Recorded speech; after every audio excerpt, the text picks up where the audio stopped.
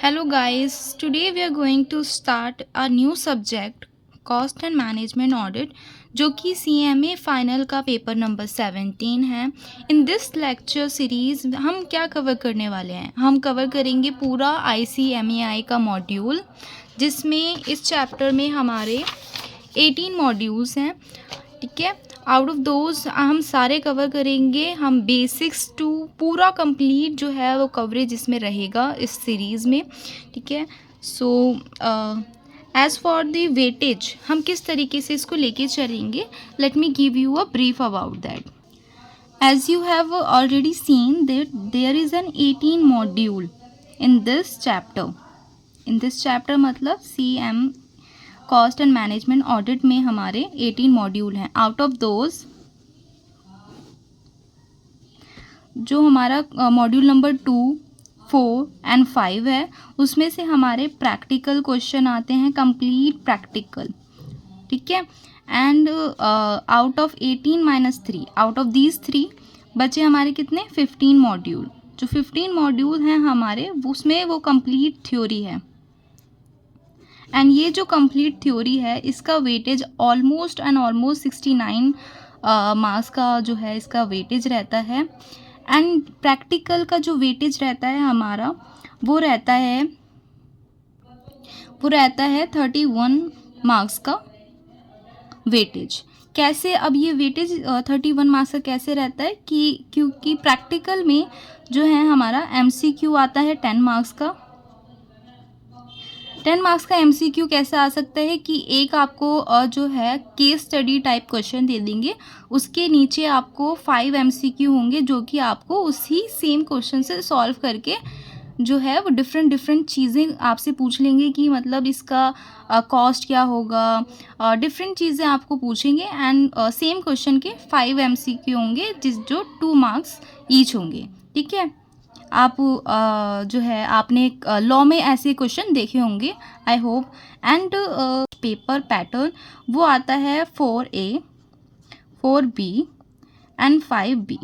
जो 4A, 4B और 5B question number हैं वो always as per the pass pattern जो है हमारे वो प्रैक्टिकल ही आते हैं, और इसका वेटेज हो गया 7 × 3 विच इज़ 21 मार्क्स, राइट। सो अब देखिए 10 + 21 इस टोटल जो हमारा प्रैक्टिकल पोर्शन हो गया है वो हो गया हमारा 31 मार्क्स का। इस तरीके से इसका बाइफर्केशन है। नाउ मैंने आपको ये तो बता दिया कि कौन सा जो चीज़ है हमारा जो पेपर पैटर्न है वो किस तरीके का है और एग्ज़ाम में क्या पैटर्न जो है वो फॉलो किया जाता है।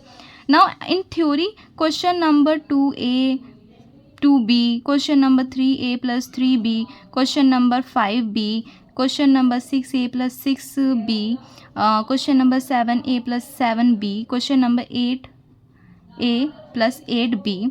So out of these question आपके पास ऑप्शन रहता है। ठीक है, if you have opted for 4A and 4B, आपको कोई भी एनी चूज़ करना होता है। 5 क्वेश्चन आपको अटैम्प्ट करने होते हैं, 5 क्वेश्चन आपको अटैम्प्ट करने होते हैं, तो इसमें आपकी चॉइस होती है।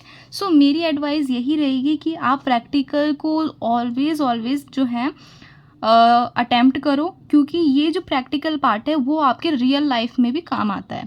ठीक है, सो इसको बिल्कुल भी स्किप नहीं करना है। सो ये जो है हमारा ये इंपॉर्टेंट चैप्टर हो गए हैं आपके लिए।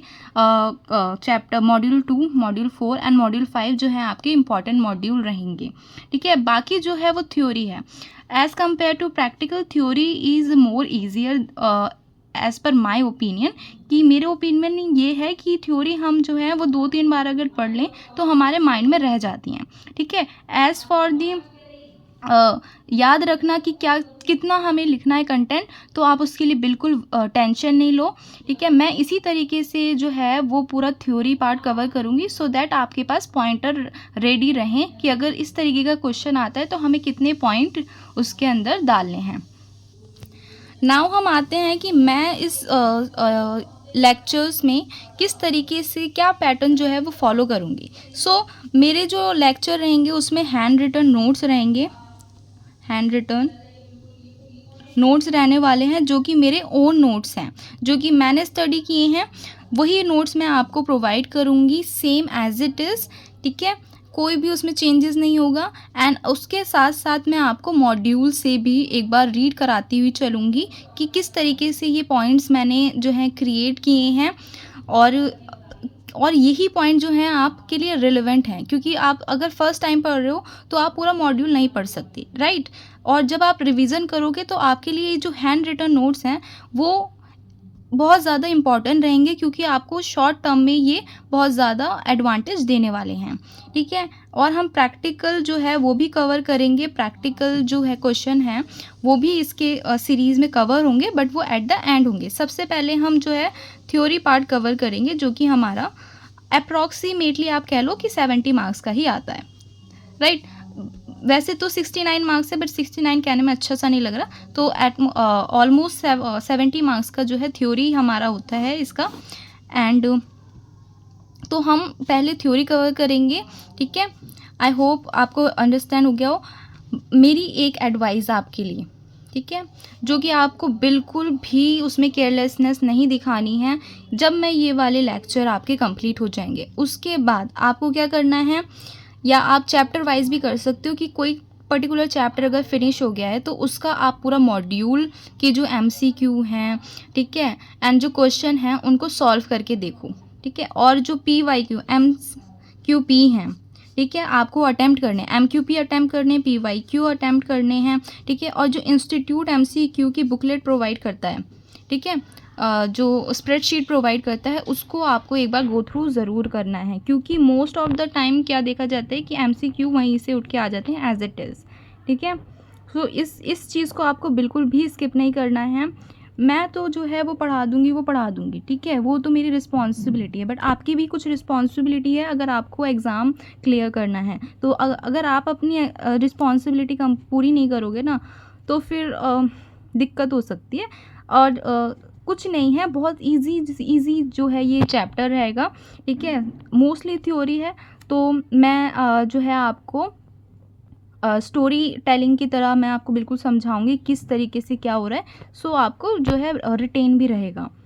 सो let's start with our chapter number 1, which is module 1. So we are going to start with our first module, chapter number 1 of basics of cost audit. So basics of cost audit में as you can see कि यहाँ पे 5 category में इसको distribute किया हुआ है, ठीक है। सो हम आज का जो हमारा एजेंडा रहेगा to cover in this lecture, वो रहेगा nature, scopes and genesis of cost audit. Now what is genesis? Genesis मतलब बेसिकली ये होता है कि किस तरीके से ऑडिट जो है वो इवॉल्व हुआ, समय के साथ इवॉल्व हुआ, डेवलप हुआ। मतलब बेसिकली अगर हम इसको एक वर्ड देना चाहें तो हिस्ट्री, कि ऑडिट की हिस्ट्री क्या है, कॉस्ट ऑडिट की हिस्ट्री क्या है, किस तरीके से ये आया, ठीक है। So let's start with nature and scope first. As you can see, nature and scope of cost audit जो है वो हमारा मॉड्यूल का 1.1 है. And let me read out it for you, ठीक है। मैंने जो है वो मार्क किया हुआ है पहले ही कि कौन कौन सी चीज़ें जो हैं आपके लिए इम्पॉर्टेंट है। अगर आपको जो है हाईलाइट करना हो तो आप हाईलाइट कर सकते हो, ठीक है। जो जो मैंने मार्क किया हुआ है एज हाईलाइट, आप उसी को ही हाईलाइट मार्क कर सकते हो. Cost accounting is a process of identification, classification and measure and assignment of cost to various cost objective. पहला जो cost accounting है वो क्या है, एक process है जो क्या करता है, आइडेंटिफाई करता है कॉस्ट को, कॉस्ट को क्लासीफाई करता है, कॉस्ट को मेजर करता है और कॉस्ट को different cost units, cost objective में असाइन करता है, ठीक है. Preparation and presentation of cost records and cost statement is the responsibility of the management. अब प्रिपेयर करना और प्रेजेंट करना cost audit record, cost records को, कॉस्ट स्टेटमेंट को, ये रिस्पॉन्सिबिलिटी जो है वो मैनेजमेंट की है, ये अकाउंटेंट की रिस्पॉन्सिबिलिटी नहीं है, ठीक है. ये मैनेजमेंट की रिस्पॉन्सिबिलिटी है. जो भी कंपनी का मैनेजमेंट होगा उसकी रिस्पॉन्सिबिलिटी है कि उसको कॉस्ट रिकॉर्ड जो हैं वो प्रिपेयर करने पड़ेंगे एंड प्रेजेंट करने पड़ेंगे, कॉस्ट स्टेटमेंट प्रिपेयर करनी पड़ेगी, ठीक है. अगर वो cost audit, cost records and maintenance के अंदर फॉल करते हैं तो उसकी एक थ्रेशोल्ड होती है, वो हम आगे पढ़ेंगे. बट फर्स्ट क्या यहाँ पे क्या कहा गया है कि जो रिस्पॉन्सिबिलिटी है वो मैनेजमेंट की है प्रिपेयर करने की, ठीक है. अब क्या होता है कि हम सोचते हैं कि जो कॉस्ट ऑडिटर है उसी की रिस्पॉन्सिबिलिटी है कि वो ही कॉस्ट रिकॉर्ड प्रिपेयर करेगा एंड वही कॉस्ट रिकॉर्ड्स को ऑडिट भी करेगा, but that is not possible. अगर ऐसा होता भी है तो हमारे जो रिकॉर्ड्स हैं वो इंडिपेंडेंस नहीं रहेंगे, वो अपनी इंडिपेंडेंस लूज़ कर देंगे, क्योंकि जो अकाउंट प्रिपेयर कर रहा है तो वो अपने अकाउंट्स में कोई भी गलती तो नहीं फाइंड आउट करेगा ना, जानबूझ कर भी, ठीक है। So it is the responsibility, management की रिस्पॉन्सिबिलिटी होती है प्रिपेयर एंड मेंटेन करने की, एंड ऑडिटर की होती है उसको एनालाइज करने की एंड रिव्यू करने की कि प्रॉपर जो है मेंटेनेंस हुआ है या नहीं हुआ है, ठीक है। Therefore cost accounting standard are guidelines, जो कॉस्ट अकाउंटिंग स्टैंडर्ड हैं वो गाइडलाइंस हैं फॉर द कंपनीज के लिए that specify the cost accounting treatment for various cost elements, minimum disclosure requirement and ensure the comparability, consistency and completeness of cost record।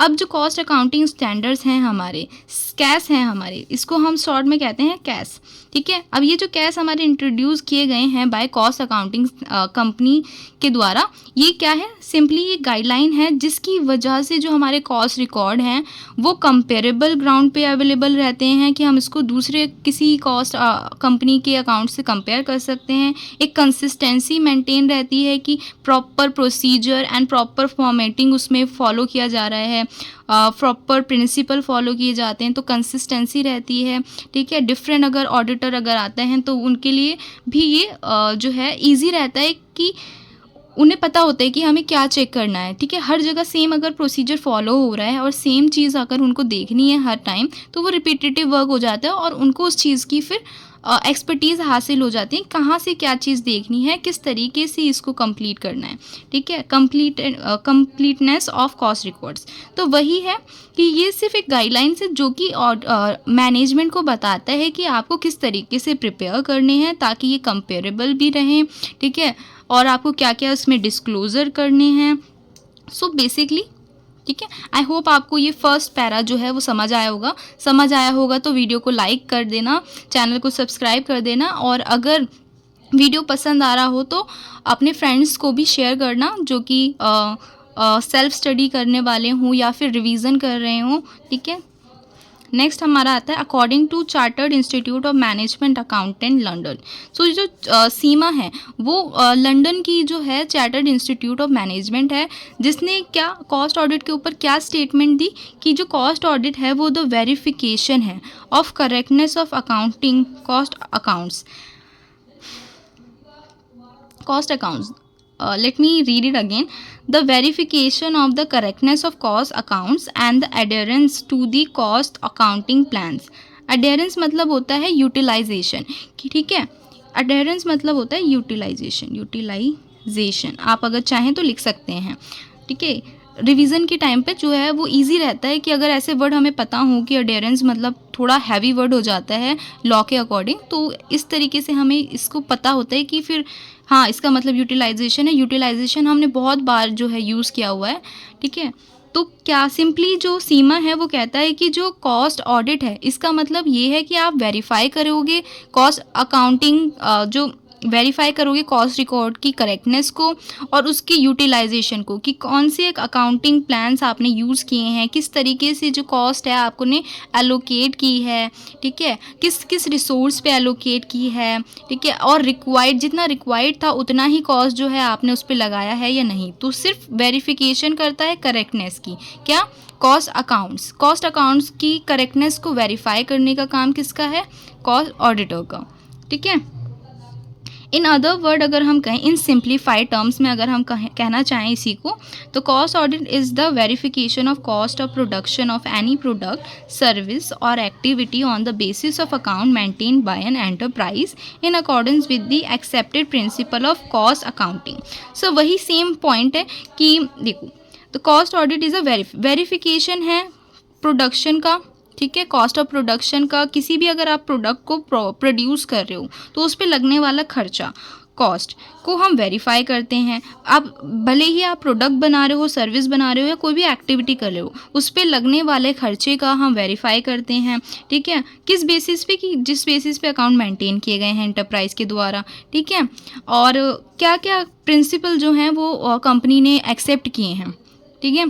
Next हमारा आता है the institute of cost accountant of India define cost audit as a system of audit for review, examination and appraisal of the cost accounting records and attendant information required to be maintain by specified industries as mandated by applicable companies acts and rule frame there under.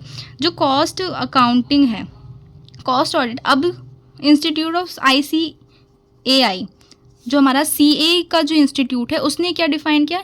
अब यहाँ पे आप 2-3 definition देखोगे तो आपको जो main definition याद रखनी है वो आपको सीमा की याद रखनी है फॉर एग्जाम पर्पस, राइट। अब यहाँ पे जो हमारा ICAI ने क्या बोला कि कॉस्ट ऑडिट क्या है, सिस्टम है, एक सिस्टम है जिसमें हम रिव्यू करते हैं, एग्जामिनेशन करते हैं और अप्रेज करते हैं कॉस्ट अकाउंटिंग रिकॉर्ड्स को और अटेंडेंट इन्फॉर्मेशन को। जो भी इन्फॉर्मेशन हमारे पास अवेलेबल है उसको हम रिव्यू करते हैं, एग्जामिन करते हैं और उसके ऊपर हम अपना जो है ओपिनियन देते हैं कि किस तरीके से इसको मतलब ये अकॉर्डिंग विद द कंप्लायंस है या नहीं है, ठीक है, जो कि इंडस्ट्री ने मेंटेन, जो भी रिकॉर्ड इंडस्ट्री ने मेंटेन किए हुए हैं, ठीक है, as per the company act और रूल्स के अकॉर्डिंग ये जो काम है ये मैंडेटरी है, कंपनी को करना ही करना पड़ेगा, राइट। नेक्स्ट आता है हमारा कॉस्ट ऑडिट। अब कॉस्ट ऑडिट क्या होता है, अभी तो हमने पढ़ा कि डिफरेंट जो है इंस्टीट्यूट ने इसकी डेफिनेशन क्या दी गई है, ठीक है। अब हम सिंप्लीफाइड टर्म्स में ये पढ़ेंगे कि कॉस्ट ऑडिट मतलब कॉस्ट ऑडिट एक्चुअली होता क्या है। तो cost audit is an independent examination, मतलब इंडिपेंडेंट मीन्स कि आप एग्जामिन करोगे कॉस्ट स्टेटमेंट्स को, मतलब प्रिपेयर किसी और ने किया है, आप उसको सिर्फ रिव्यू कर रहे हो, आप उसको सिर्फ एग्जामिन कर रहे हो, उसको वेरीफाई कर रहे हो। क्या वेरीफाई कर रहे हो, cost statements, cost records and other relative information जो भी एंटिटी किसी भी कंपनी ने जो है प्रिपेयर की है with the view to express an opinion there on, कि आप अपना उस पर ओपिनियन दोगे कि whether as per the compliance और स्टैंडर्ड वो फॉलो जो है कंपनी ने किए हैं या नहीं। Standard on cost auditing provide guidance to the cost auditor through each step of audit process.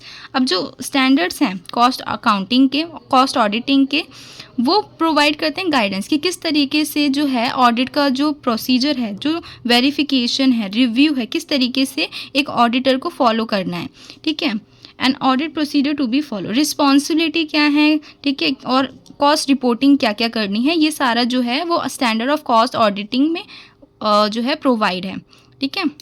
Next आता है हमारा practice, procedure and principle relating to cost accounting are cover in the cost accounting standard and practice, procedure and requirement relating to cost auditing are cover in standards of cost auditing. Standard of cost auditings are the best guide for the cost auditor. जो standard of auditing है वो best guide है, ठीक है। It follow स्क्रपलसली,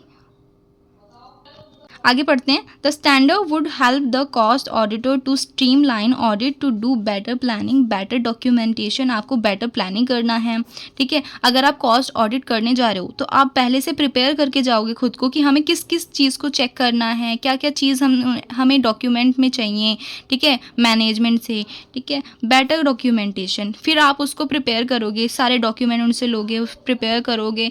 effective implementation, फिर आप उसको verify करोगे, प्लान को आप वेरीफाई करोगे, right. Thus these will help in improving the overall quality of audit। ये अगर आप प्लान के अकॉर्डिंग चलोगे, आप पहले से एक स्ट्रैटेजी बना के चलोगे कि हमें ये चीज़ जो है मैनेजमेंट से चाहिए, ठीक है, ये डॉक्यूमेंटेशन चाहिए और इस तरीके से हम एक प्लान जो है वो फॉलो करने वाले हैं, इस तरीके से चेकिंग करेंगे, तो इससे क्या होगा, आपकी जो ऑडिट रिपोर्ट है उसकी क्वालिटी जो है इम्प्रूव होगी overall. The cost auditor should carefully go through the standard and make the best use of them. और जो कॉस्ट ऑडिटर है उसको स्टैंडर्ड जो है वो फॉलो करने हैं। The standard authorise the cost auditor to use the work of another auditor और एक्सपर्ट। अब स्टैंडर्ड जो हैं cost accounting standard, cost auditing standard, sorry मेरे से बार बार कॉस्ट ऑडिट अकाउंटिंग निकल रहा है, बट जहाँ पे भी मैं कॉस्ट अकाउंटिंग बोल रही हूँ आप समझ जाना कॉस्ट ऑडिटिंग है, ठीक है। तो जो कॉस्ट ऑडिटिंग स्टैंडर्ड है वहाँ पे जो है ये एक इम्पॉर्टेंट पॉइंट है कि वहाँ पे जो है एक अलाउ किया गया है कॉस्ट ऑडिटर को कि वो अदर कॉस्ट ऑडिटर या एक्सपर्ट की जो ऑडिट रिपोर्ट है उसकी भी हेल्प ले सकता है, ठीक है। Hence it satisfied there is no need for checking every detail again which is already audited. इसीलिए अगर क्या है कि किसी और ऑडिटर ने इस पे पहले से ऑडिट किया हुआ होगा तो उस ऑडिटर के जो रिकॉर्ड्स हैं, जो ऑडिट फाइल है, उसको ज़्यादा जो है डिटेल में चेक करने की कोई ज़रूरत नहीं है। आप उस ऑडिट पे ऑडिट डॉक्यूमेंट्स पे रिलाई कर सकते हो, ठीक है। Therefore, if required satisfy the cost audit can rely on the work. अगर ओनली इफ़ अगर उसको सेटिस्फैक्शन है कि हाँ उसने अच्छे से रिकॉर्ड मेंटेन किया होगा, अदरवाइज उसको खुद करना पड़ेगा मेंटेन, ठीक है। स्टार्टिंग से भी कर सकता है, जहाँ वो ऑडिटर छोड़ के गया तब से भी कर सकता है। ओनली इफ़ अगर वो सेटिस्फाई है कि हाँ दूसरे ऑडिटर ने अच्छे से मेंटेन किया होगा। और ये कैसे पता चलेगा कि उसने अच्छे से अगर वो उसके जाने का जो रीज़न है वो कोई रीज़नेबल रीज़न लग रहा है, ठीक है, कोई ऐसे फ्रॉड वगैरह के केसेस में उसको नहीं निकाला जा रहा है, तो उस केस में जो है ऑडिटर उस ऑडिट फाइल पे जो उसने प्रिपेयर की थी उस पर रिलाई कर सकता है। सो यहाँ पे सिर्फ यही बोला जा रहा है, ठीक है। नाउ नेक्स्ट हमारा टॉपिक है स्कोप ऑफ कॉस्ट ऑडिट, ठीक है। सो दिस होल पैरा मैंने आपको पढ़ाया जो कि था हमारा nature and scope of nature था, बेसिकली ये नेचर था हमारा कॉस्ट ऑडिट का, ठीक है। So let's me take you to the hand written notes prepare by me. So सबसे पहले जो इस चैप्टर की वेटेज है मॉड्यूल की वो 5% की है, बट स्टिल इसमें से MCQ जो हैं आने के चांसेस बहुत ज़्यादा हैं, ठीक है। तो ऐसा मत लेना कि 5% की वेटेज है तो क्यों ही पढ़ के जाएं, बहुत ज़्यादा इंपॉर्टेंट चैप्टर है क्योंकि बेसिक्स है।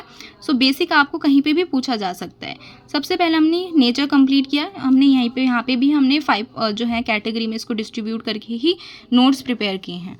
सबसे पहले हमारा लर्निंग ऑब्जेक्टिव जो रहेगा वो रहेगा डेफिनेशन मैंने अभी आपको पढ़ाई। सो आपके लिए जो डेफिनेशन इंपॉर्टेंट था वो था सीमा का डेफिनेशन, ठीक है। और अगर नहीं भी चाहो तो आप अपनी लैंग्वेज में भी उसको लिख सकते हैं, बट याद रखना कि ये 3 पॉइंट ज़रूर आने चाहिए। एक तो cost element, cost computation, cost record, ये 3 जो टर्म्स हैं वो आपकी जो भी आप डेफिनेशन प्रिपेयर कर रहे हो उसमें ये 3 टर्म तो ज़रूर होने चाहिए, राइट, सबसे पहले, ठीक है। अब now let's read this notes. अगर आप चाहें तो उसका स्क्रीनशॉट ले सकते हैं या फिर आप हैंड टू हैंड जो है प्रिपेयर कर सकते हैं साथ साथ। Cost audit refer to audit of cost element. Cost audit क्या कहता है कि ऑडिट करो कॉस्ट एलिमेंट की, कॉस्ट कंप्यूटेशन की एंड कॉस्ट रिकॉर्ड्स की, कि कॉस्ट रिकॉर्ड क्या कॉस्ट कंप्यूटेशन। अभी हम आगे इसको डिटेल में पढ़ेंगे, ठीक है। Is define that the cost audit is a distinct branch of audit. Cost audit अलग ब्रांच है, जैसे कि हमारा सैचुरेटरी ऑडिट होता है, ठीक है, इंटरनल ऑडिट होता है, एक्सटर्नल ऑडिट होता है, इसी तरीके से कॉस्ट ऑडिट भी एक ब्रांच है जो कि सेपरेटली होता है, ठीक है। It is done to verify majorly 3 thing. इसमें 3 चीज़ों की जो है वो वेरीफाई करना होता है। क्या verify?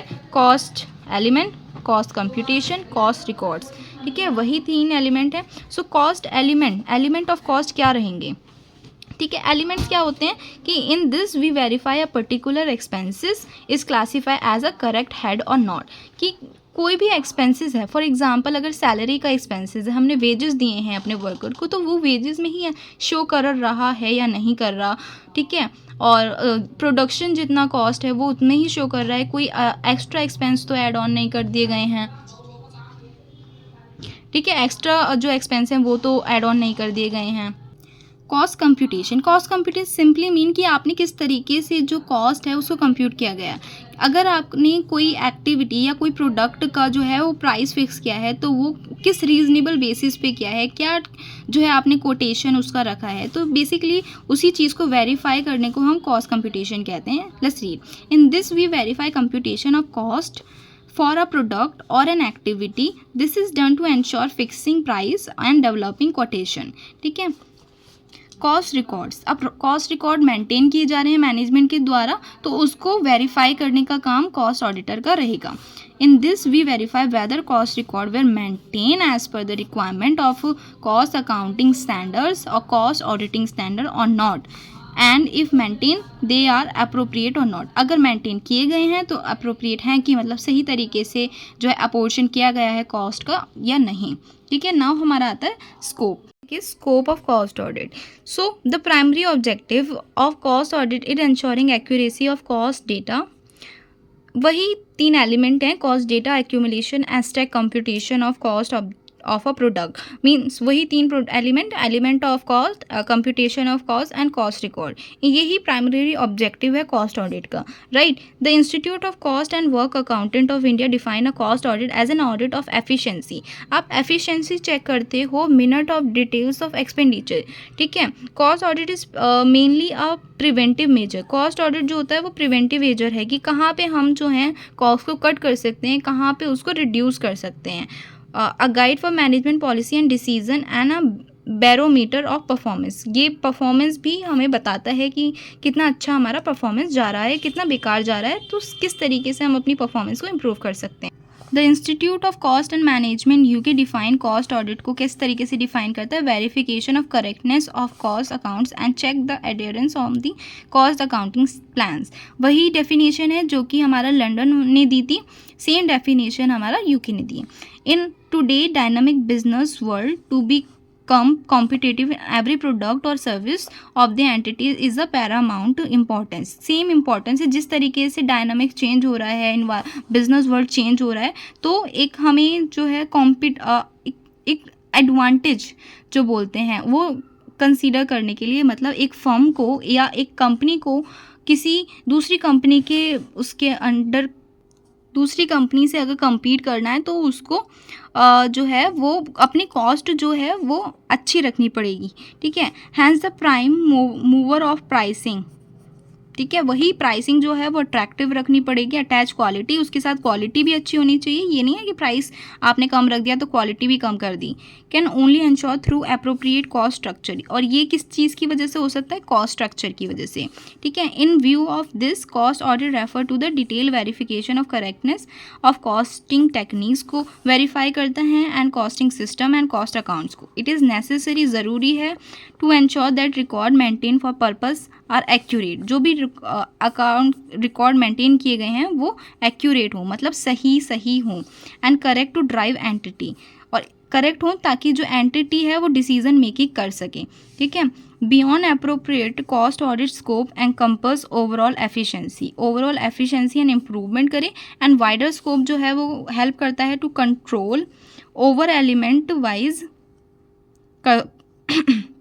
Cost over element wise cost, ठीक है। आपको एलिमेंट वाइज जो कॉस्ट है उसको कंट्रोल करने में हेल्प करता है, डिटरमाइन करने में हेल्प करता है सेलिंग प्राइस एंड मार्जिन, क्योंकि यहाँ पे आप जो है एक फिक्सिंग करते हो प्राइस की एंड कोटेशन निकाल के लेकर आते हो, तो उसमें भी हेल्प करता है। असिस्ट करता है मैनेजमेंट को डिसीजन मेकिंग मैनेजमेंट का काम होता है कि वो रिकॉर्ड को प्रिपेयर करता है, और जो ऑडिटर है उसको वेरीफाई करके उस पर अपना ओपिनियन देता है, तो उस ओपिनियन के बेसिस पे जो मैनेजमेंट है वो डिसीजन मेकिंग कर सकता है, ठीक है। Necessity and result from each of the activity perform से हम हर एक्टिविटी से हम क्या क्या रिजल्ट आ रहे हैं वो चेक कर सकते हैं। स्टैंडर्ड एंड बजटरी कंट्रोल यहाँ पे किया जा सकता है, अगर कॉस्ट हमारी ज़्यादा लग रही है तो उसको कम कर सकते हैं और स्टैंडर्डाइज कॉस्ट कर सकते हैं, वेस्टेज को कम कर सकते हैं। एक प्रोसेस का जो वेरिफिकेशन होता है तो हमें पता चलता है कि कहाँ कहाँ जो है वो एक्स्ट्रा कॉस्ट लग रही है और कहाँ कहाँ जो है वो वेस्टेज ज़्यादा हो रहा है, तो हम उसको भी मेंटेन कर सकते हैं।